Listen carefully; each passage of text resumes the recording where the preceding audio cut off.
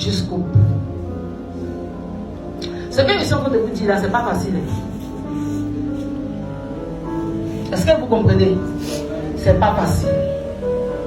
Ou vous perdez tout. Et puis vous dites Seigneur, et puis vous entendez je suis avec toi. Ou vous devenez la risée de tout le monde.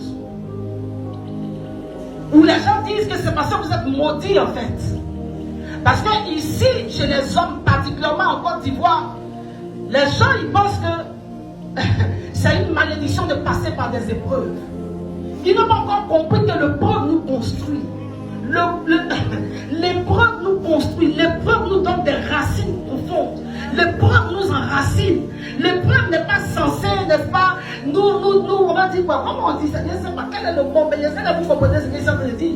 L'épreuve est censée, n'est-ce pas, nous enraciner. L'épreuve n'est pas censée nous faire, n'est-ce pas, détourner de Dieu. Non.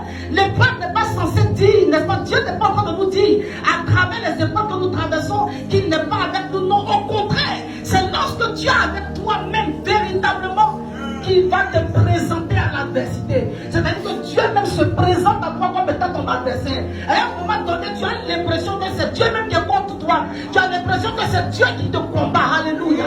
Est-ce que quelqu'un comprend ce que je suis en train de dire ce matin? Tu ne comprends pas.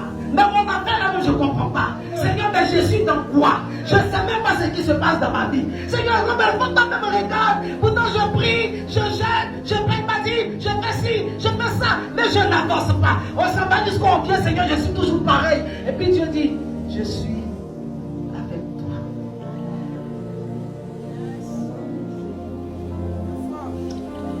Alléluia. Je suis avec toi. Tu es dehors, tu ne sais même pas où est-ce que tu vas dormir. Souvent, moi je dis, et souvent mes filles, des petites, elles prennent ça pour se moquer de moi. Je dis que c'est au marché seulement pour l'instant que Dieu m'a pas encore fait la grâce de dormir. Sinon, dans les maisons inachevées, j'ai dormi. C'est pas que je louais, je me cachais.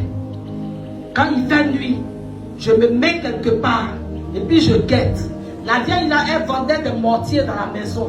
Donc c'est dans la maison là qu'elle rangeait ses mortiers. Donc j'attends. Je sais qu'à 4 h du matin, elle va venir envoyer une voiture pour prendre ses mortiers pour aller les vendre. Je ne sais pas où à Tiano, je ne sais pas où elle vendait exactement. Donc elle va mettre le vernis dessus et tout. Donc du coup, je regarde l'heure. À partir de 22 h, 23 h, je sais qu'elle a déjà fini de faire les rentrées. Et puis maintenant, il faut me voir maintenant. Et puis je monte maintenant doucement. On dirait une petite voleuse, comme une orpheline. Pourtant, mon père et ma mère sont encore en vie jusqu'à aujourd'hui. Et je monte maintenant, et puis je me cache. Et à l'époque, j'avais mon sachet blanc, dans lequel j'avais les 2 morceaux de pain et la camisole que ma grand-mère personnelle m'avait donné.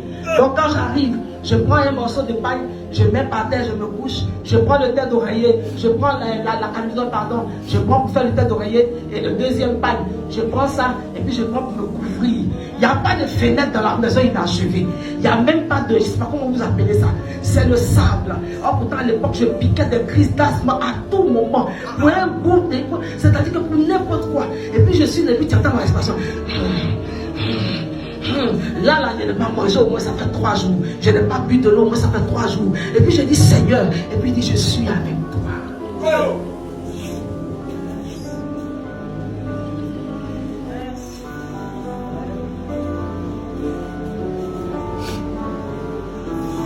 Et puis je guette. Est-ce que je dors? Parce que si elle vient me trouver là, qu'est-ce que je vais expliquer pour qu'elle me croie?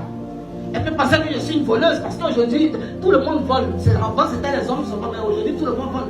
La femme là vient. Et puis, je sors. Je sommeille comme ça.